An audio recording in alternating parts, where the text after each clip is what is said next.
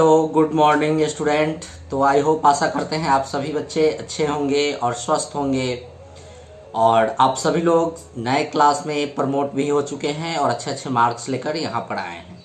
तो आज की क्लास जो है ये नए बच्चे उनके लिए स्टार्ट हो रहे हैं जो क्लास 8 में आ गए हैं। तो जो बच्चे क्लास 8 में आ गए हैं उनके लिए हमने ये मैथ्स का सेशन डिज़ाइन किया है और आज से जो है क्लास 8 के बच्चों के लिए भी मैथ्स की क्लास यहाँ पे अवेलेबल होंगे। तो आज से जो है रेगुलर बेस पे आपको क्लास 8 के मैथ को भी पढ़ाए जाएंगे और आपको काफ़ी अच्छा लगेगा। हमारा जो कॉन्सेप्ट है वो आपको काफ़ी पसंद आएगा और आशा करते हैं कि आपको बहुत कुछ हमसे सीखने को मिलेगा और आपके जो एग्ज़ाम होंगे उसमें आप मैथ्स में अच्छा कर पाएंगे। क्योंकि हमारा मानना है कि जो कॉन्सेप्ट मैं आपको पढ़ाऊंगा उस कॉन्सेप्ट के माध्यम से जो है आपका बिल्कुल सारा डाउट क्लियर होगा और यहाँ तक कि भी जब एग्ज़ाम में आप दीजिएगा स्कूल में तो वहाँ भी आपको अच्छे मार्क्स आएंगे।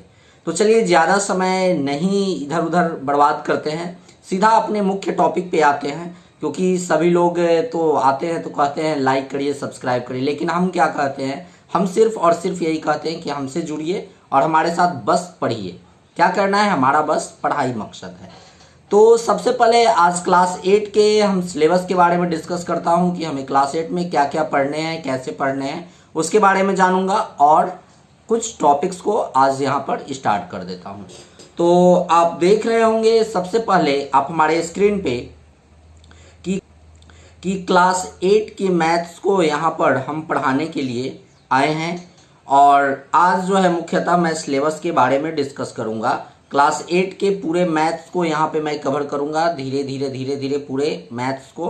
और आप जो है हमारे जो पेज है, चैनल है पाठशाला ER मणि पूजा, इसे आप जहाँ भी हैं वहाँ ज्वाइन कर लें, ताकि ज्वाइन करने का मुख्य मकसद आपको ये होगा कि आपको रेगुलर बेस पे मिलता रहेगा। जब भी मैं कोई नई वीडियो अपडेट करूँगा तो आपको मिल जाएंगे। बाकी और कुछ नहीं करना है, बाकी मन लगाकर पढ़ना है।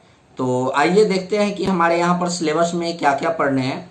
आप देख रहे होंगे कि यहाँ पर ये सिलेबस हमारे हैं। सिलेबस में आप देख सकते हैं रेशनल नंबर हमें पढ़ना है। सबसे पहला चैप्टर जो है रेशनल नंबर है। उसके बाद linear equation in one variables, understanding quadrilaterals के बारे में हम यहाँ पर पढ़ेंगे और प्रैक्टिकल ज्योमेट्री के बारे में पढ़ेंगे। Data handling, squares and square roots पढ़ेंगे, क्यूब्स एंड क्यूब रूट्स को पढ़ेंगे, comparing quantities, algebraic expression and identities, इसके बारे में हम यहाँ पर जानेंगे, इसको पढ़ेंगे। Visuality, solid shape, area of polygons, क्षेत्रफल निकालने के लिए यहाँ पर सीखेंगे। Surface area and volume of solid, solid का सरफेस एरिया और वॉल्यूम भी निकालना इस क्लास में हम सीखेंगे। एक्सपोनेंट्स एंड पावर, इसके बारे में हम जानेंगे।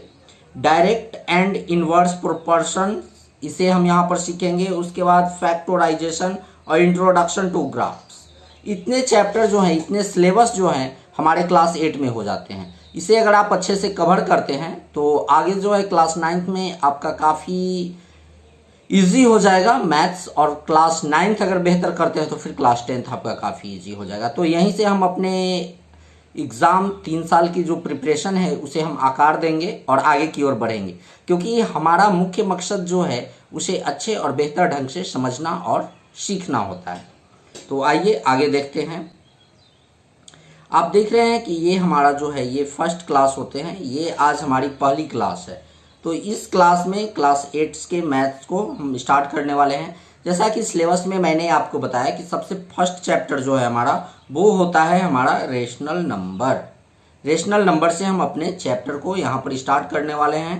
रेशनल नंबर अगेन मैं आपको बता देता हूँ कि आप जो है पाठशाला ER मणि पूजा के माध्यम, सोशल मीडिया प्लेटफॉर्म के माध्यम से आप हमसे जुड़े हैं और हमसे जुड़ सकते हैं। तो चलिए ये हमारा क्लास 8 के लिए आज फर्स्ट क्लास है और इस फर्स्ट क्लास को हम बेहतर बनाते हैं। चलिए देखिए रेशनल नंबर। सबसे पहले आपको जो है यहाँ पर रेशनल नंबर पढ़ने को मिलेंगे। तो रेशनल नंबर के बारे में हम यहाँ पर जानेंगे। तो यहाँ पर मुख्यतः जो है रेशनल नंबर हमें एडिशन, सब्ट्रैक्शन ये सब के फॉर्म में हमें पढ़ने हैं। तो सबसे पहले हम यहाँ पर जानते हैं कि रेशनल नंबर किसे कहते हैं। रेशनल नंबर, जब कोई नंबर, जैसे देखिए जब कोई number number p by Q के फॉर्म में हो। ये p और q क्या है? p और q जो है इंटीजर्स हैं, लेकिन q जो है वो नॉट इक्वल्स टू 0 होना चाहिए। q जो है हमारा वो 0 के बराबर नहीं होना चाहिए। इसी को हम लोग इस तरह की अगर फॉर्म में कुछ लिखा हुआ है, p बाई क्यू के फॉर्म में अगर कुछ भी लिखा है तो इसे हम लोग बोलेंगे रेशनल नंबर। आई होप समझ गए होंगे कि जब भी कोई इंटीजर हमारा p बाई क्यू के फॉर्म में लिखा हो तो उसे हम बोलते हैं रेशनल नंबर। और रेशनल नंबर में उसे हम कह सकते हैं कि जहाँ पर q जो है वो 0 के बराबर ना हो तो उसे हम रेशनल नंबर कहते हैं। सिंपली आपको यही जानना है कि रेशनल नंबर किसे कहते हैं, तो वो नंबर जो p बाई क्यू के फॉर्म में दिया गया हो और q जो हो वो 0 के बराबर नहीं हो तो उसे हम लोग रेशनल नंबर बोलते हैं। जैसे एग्जाम्पल में देखिए, एग्जाम्पल 3/4 ये क्या है? रेशनल नंबर है। 1/5 क्या है? रेशनल नंबर है। -5/9 ये क्या है? रेशनल नंबर हैं। उसके बाद आप देख सकते हैं 23/-75 इसे भी हम रेशनल नंबर कह सकते हैं। उसके बाद 0 जो है वो रेशनल नंबर है। उसके बाद 0/1 को रेशनल नंबर हम कह सकते हैं। 0/35 को हम रेशनल नंबर कह सकते हैं। लेकिन 1 अगर 0 लिखा हुआ हो, 1/0 लिखा हुआ हो तो ये जो है हमारा नॉट रेशनल नंबर, क्योंकि ये q जो है हमारा वो 0 के फॉर्म में लिखा हुआ है। तो मैंने आपको यहाँ पर पहले ही बतला दिया हूँ कि q जो है वो 0 के बराबर नहीं होना चाहिए। q जो है वो 0 के बराबर नहीं होना चाहिए। इस तरह के अगर ये सारे हमारे क्या हैं? रेशनल नंबर हैं। अब आइए थोड़ा सा मैं आपको एक चीज़ और यहाँ पर बतला दूँ कि रेशनल नंबर जो हैं, रेशनल नंबर 3 टाइप्स के हो सकते हैं। एक्चुअल में हम रेशनल नंबर को 2 टाइप्स में पढ़ेंगे। एक हमारा पॉजिटिव रेशनल नंबर होंगे और सेकंड जो है हमारा वो निगेटिव रेशनल नंबर होंगे। यहाँ तक समझ गए होंगे। जैसे देखिए ये 3/4 ये हमारा पॉजिटिव रेशनल नंबर है। 1/5 हमारा पॉजिटिव रेशनल नंबर है, परंतु -5/9 इसमें माइनस आ गए तो ये क्या हुए? ये हमारा निगेटिव रेशनल नंबर हुआ। यहाँ तक समझ गए? आपको किसी प्रकार का कोई डाउट नहीं होगा। ये 0 जो है, 0 को हम लोग क्या कहेंगे? तो 0 को कहेंगे नाइदर पॉजिटिव नॉर निगेटिव। समझ गए? ये हमारा positive integer rational number, positive rational number, negative rational number, ये निगेटिव रेशनल नंबर। 0 जो है नाइदर पॉजिटिव नॉर निगेटिव, और 0/1 ये भी हमारा पॉजिटिव रेशनल नंबर। और ये जो है हमारा ये q इक्वल्स टू 0 हमारे आ गए हैं, तो इसीलिए जो है हमारा q जो है वो 0 के बराबर हो गए हैं, तो इसीलिए ये नॉट रेशनल नंबर है। यहाँ तक आप समझ गए होंगे कि रेशनल नंबर किसे कहते हैं। अब देखिए हम यहाँ पर जो है आगे की कॉन्सेप्ट को हम यहाँ पर जानते हैं, पढ़ते हैं। तो सबसे पहले यहाँ से जो इसे मैं इरेज कर देता हूँ। अब देखिए सबसे पहले एक आपको यहाँ पर एडिशन ऑफ रेशनल नंबर को पढ़ना है। एडिशन रेशनल नंबर को हम यहाँ पर पढ़ेंगे। इसे कैसे पढ़ना है, कैसे क्या करना है, उसके बारे में हम यहाँ पर जानेंगे। तो देखिए यहाँ पर हमने लिखा है when the given rational number have the same denominator।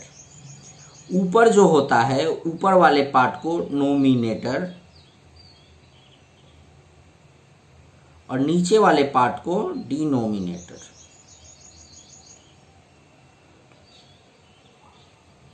P/Q ये हमारा हो गया।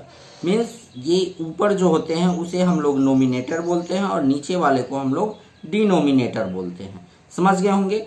तो ये कहने का मतलब है कि ऐसे को हम एडिशन करें जिसका डिनोमिनेटर मीन्स नीचे वाला जो है वो सेम हो, इक्वल हो। यहाँ पर देख सकते हैं सेम डिनोमिनेटर। तो वैसे क्वेश्चंस को हम कैसे करते हैं, तो आइए देखते हैं। फर्स्ट क्वेश्चन हम यहाँ पे लेते हैं। चलिए पहला क्वेश्चन हम एक यहां पर लेते हैं, find the sum. Find the sum 5/7 and -11/7। देखिए यहां पर कलर में थोड़ा चेंज करता हूं। डिनोमिनेटर देखिए 7 और 7 दोनों डिनोमिनेटर जो हैं वो क्या है, सेम है हमारा। तो ऐसे रेशनल नंबर को हम ऐड करने के लिए क्या करेंगे, तो सबसे पहले यहां पर करेंगे 5/7 प्लस, हमें क्या करना है, एडिशन यहां पे हम कर रहे हैं, एडिशन को सीख रहे हैं, -11/7। माइनस है तो इसे ब्रैकेट में कर लेते हैं।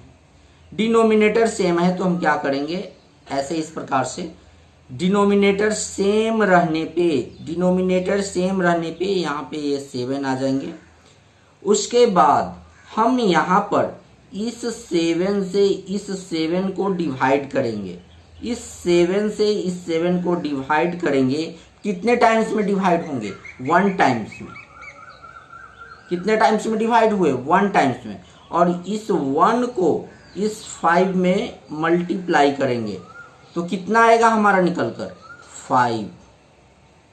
फिर ये प्लस, वो यहाँ पे प्लस ले, फिर सेम वही प्रोसेस होगा। इस 7 से इस 7 को डिवाइड करेंगे, कितने टाइम्स में कट होंगे, 1 टाइम्स में। और इस 1 को इस वाले -11 में क्या करेंगे, मल्टीप्लाई कर देंगे तो हमारा कितना निकल कर आएगा, -11। अब इसे हम यहाँ पे सॉल्व करेंगे। 5 प्लस और माइनस को जब मल्टीप्लाई करेंगे तो हमारा क्या निकल कर आएगा, -11/7। अब देखिए, अब यहाँ पर हम आपने क्लास 7 में जो है इसे पढ़ कर आए होंगे, सब्ट्रैक्शन ऑफ इंटीजर। तो प्लस में हमारे 5 है और माइनस में हमारे 11 है, तो हमारे अधिक वाले यहाँ पे होंगे -6/7। -6/7 ये हमारा निकलकर फाइनल आंसर आ गया। आपको अच्छे से समझ में आ गया होगा, ये कॉन्सेप्ट बिल्कुल क्लियर हो गया होगा, कोई डाउट नहीं होगा आपको। चलिए एक क्वेश्चन और हम यहाँ पे करते हैं। इस बार थोड़ा क्वेश्चन को फास्ट करेंगे। चलिए देखिए क्वेश्चन क्या है। Question 7/9 and 8/9। समझिए क्या करना है। इससे पहले मैं आपको एक कॉन्सेप्ट यहाँ पे क्लियर कर देता हूँ कि A/C प्लस B/C दोनों डिनोमिनेटर सेम हैं। दोनों डिनोमिनेटर क्या है, सेम है। डिनोमिनेटर सेम, तो क्या करेंगे, ये सेम ही हमारा यहाँ पे आएगा C, और इस C से इस C को डिवाइड करेंगे, कितने टाइम्स में कट होंगे, 1 टाइम्स में, और उससे A को मल्टीप्लाई करेंगे तो A ही आएगा प्लस ये B। ये आपका फॉर्म होना चाहिए, इसी के मदद से आपको सीखना है। तो आइए इस क्वेश्चन को हम यहाँ पे करते हैं। चलिए 7/9 प्लस 8/9 इसे आपको ऐड करना है। तो ये 9 दोनों डिनोमिनेटर सेम है, मीन्स यहाँ पर ये सेम आएंगे। 9 से 9 को डिवाइड करेंगे, 1 टाइम्स में कट होंगे, और उस 1 को 7 से मल्टीप्लाई करेंगे तो 7 होंगे, प्लस 9 से 9 को डिवाइड करेंगे 1 टाइम्स में कट होंगे और उसे 8 से मल्टीप्लाई करेंगे तो 8 निकल कर आएंगे। यहाँ पर कितने हो जाएंगे, 7 और 8 को ऐड करेंगे 15/9। ये आपका आंसर निकल कर आ जाता है। तो आई होप कि आपको ये जो कॉन्सेप्ट है ये आपको अच्छे से समझ में आ गया होगा, कोई डाउट नहीं होगा। अब बढ़ते हैं हम यहाँ पर नेक्स्ट पॉइंट की। अब देखिए यहाँ पर आपको एक नेक्स्ट पॉइंट यहाँ पे आ गए हैं, इसे हम सीखते हैं और जानते हैं। तो आइए देखते हैं। सबसे पहले यहाँ पर देखिए क्या दिया गया है, यहाँ पर भी एडिशन को ही आपको करना है, यहाँ भी एडिशन ही करना है, परंतु यहाँ पर डिफरेंट डिनोमिनेटर होंगे। उस वाले क्वेश्चंस में सेम डिनोमिनेटर थे, लेकिन इस बार के क्वेश्चन में जो है डिनोमिनेटर अलग होंगे। मीन्स ऐसा हो सकता है a/b प्लस c/d। देखिए इस बार जो डिनोमिनेटर आपके दिए गए हैं ये एक b है एक d है, दोनों डिनोमिनेटर अलग है, चेंज है। तो कैसे इसको सॉल्व करेंगे, इस दोनों b और d को मल्टीप्लाई करेंगे, मीन्स b एंड d यहाँ पर निकल कर आ जाएंगे। b से b को डिवाइड, मतलब यहाँ पर b को हम bd से डिवाइड करेंगे तो कितने, ये कट हो जाएंगे, और d को a से मल्टीप्लाई करेंगे तो ad प्लस d तो डिवाइड करेंगे, bd को डिवाइड, bd से डिवाइड करेंगे हम यहाँ पर d को, तो क्या निकल कर हमारा आएगा v, और b को c से मल्टीप्लाई करेंगे तो bc। ये हमारा निकल कर आ जाता है। अब इसी कॉन्सेप्ट पे जो है हम यहाँ पर कुछ क्वेश्चंस करते हैं, आइए देखते हैं। चलिए देखिए क्वेश्चन जो है यहाँ पर दिया गया है -3y4 प्लस 2/9। अब देखिए दोनों जो आपको यहाँ पर दिया गया है, दोनों का डिनोमिनेटर जो है अलग अलग दिया गया है। दोनों का डिनोमिनेटर जो है आपको यहाँ पर अलग दिया गया है।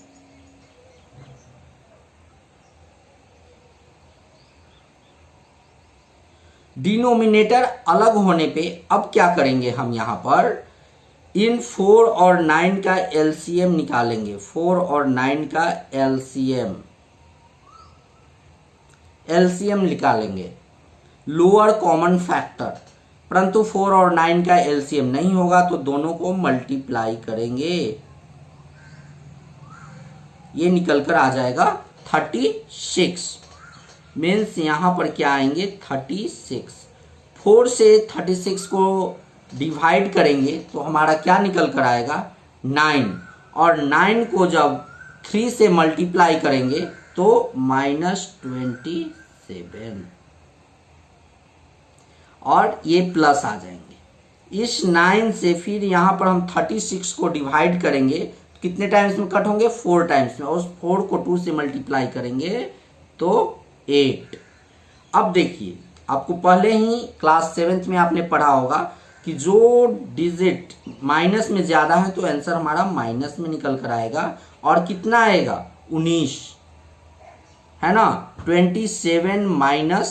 27 प्लस 8 यहाँ पर दिया गया है, तो कितना हमारा निकल कर यहाँ पर आने वाला है, इसको -19 करेंगे और बटे 36, ये हमारा आंसर हो गया।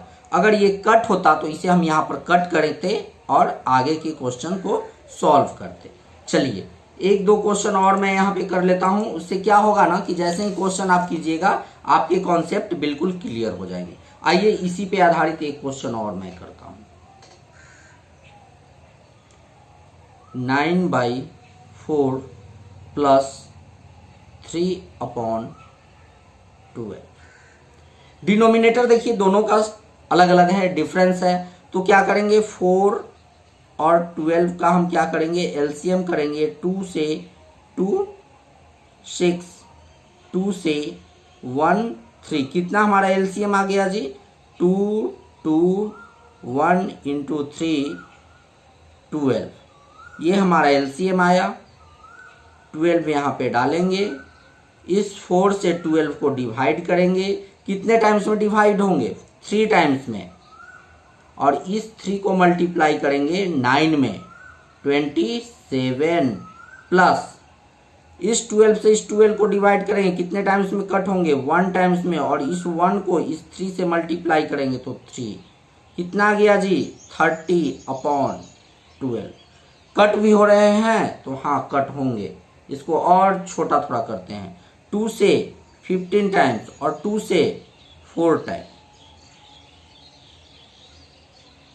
नहीं 6 टाइम ये होंगे, 3 से और कट होंगे, 3 से कितने टाइम्स, 5, और 3 से 2 मीन्स 5/2। ये आपका फाइनल आंसर हो गया। समझ गए? आपको कोई डाउट इस क्वेश्चन में नहीं होगा। अगर आपको कहीं कोई प्रॉब्लम आएगा तो आप पूछ सकते हैं। चलिए मैं आप लोगों के लिए एक क्वेश्चन और आज कर देता हूं, क्योंकि ये लास्ट क्वेश्चन होंगे आज के क्लास के। आप यहीं तक आज रिपीट करेंगे। अगले क्लास में मैं जो है वहां पर प्रॉपर्टी के बारे में आपको पढ़ाऊंगा कि प्रॉपर्टी क्या होते हैं। चलिए देखिए, मान लिया जाए यहाँ पर एक क्वेश्चन दिया गया है 3/8 प्लस -5/7। देखिए यहाँ पर डिनोमिनेटर जो है वो अलग अलग है, 8 और 7 आपको दिए गए हैं। तो 8 देखिए बाहर जो है वो कोयल चहक रहा है, तो कोयल चहक रहा है, मौसम जो है गर्मी का आ गया है, कोयल बोलते हैं, और कोयल की तरह आपको भी बोलना है और अपने दिमाग को बेहतर करते जाना है। चलिए 8 और 7 का एलसीएम निकालते हैं। निकलेगा? कॉमन फैक्टर कुछ है नहीं, तो दोनों को क्या कर देंगे, मल्टीप्लाई करेंगे, 56 आएंगे। मीन्स एलसीएम कितना आ गया जी, 56। 8 से 56 को डिवाइड कीजिए, कितने बार में, तो 7 टाइम्स में डिवाइड हुए, और इस 7 को इस 3 में मल्टीप्लाई कर देंगे, कितना आएगा, 21 प्लस 7 से 56 को डिवाइड करेंगे, कितने टाइम्स में, 8 टाइम्स में डिवाइड होंगे, और इस 8 को -5 में मल्टीप्लाई कर देंगे, कितना आएगा, 40। मीन्स 21 माइनस 40 56, ये निकल कर हमारा आ गया। अब देखिए यहाँ पर आपको कितना बचेंगे, -19/56। ये आपका आंसर हो गया, क्योंकि ये किसी से कट नहीं होंगे, ये शॉर्ट टॉप फॉर्म में और होंगे नहीं, तो ये आपको समझ में आ गया होगा। चलिए यहाँ तक आपको बिल्कुल समझ में आ गया होगा, और आज की क्लास को मैं यहीं पे समाप्त करता हूँ। यहाँ तक आपके कॉन्सेप्ट क्लियर हो गए होंगे। नेक्स्ट क्लास में जो है ना, नेक्स्ट क्लास में मैं आपको जो है प्रॉपर्टीज पढ़ाने वाला हूँ। तो एडिशन की, यहाँ रेशनल नंबर एडिशन की प्रॉपर्टी जैसे है, क्लोजर प्रॉपर्टी हैं, कम्यूटेटिव लॉ हैं, एसोसिएटिव लॉ हैं, एग्जिस्टेंस ऑफ एडिटिव आइडेंटिटी हैं, एग्जिस्टेंस ऑफ एडिटिव इनवर्स है, कुछ क्वेश्चंस हैं, ये सब मैं आपको नेक्स्ट क्लास में कराने वाला हूँ। तो आज मैं क्लास को यहीं पे समाप्त करता हूँ। आप प्रैक्टिस कीजिएगा, अपने बुक के फर्स्ट चैप्टर को पढ़िएगा, आपको काफ़ी बेहतर होगा और आपको पढ़ने में काफ़ी मन लगेगा। तो चलिए आज की क्लास को यहीं पे समाप्त करते हैं, मिलते हैं नेक्स्ट क्लास में। तब तक के लिए धन्यवाद। पढ़िए मन लगाकर।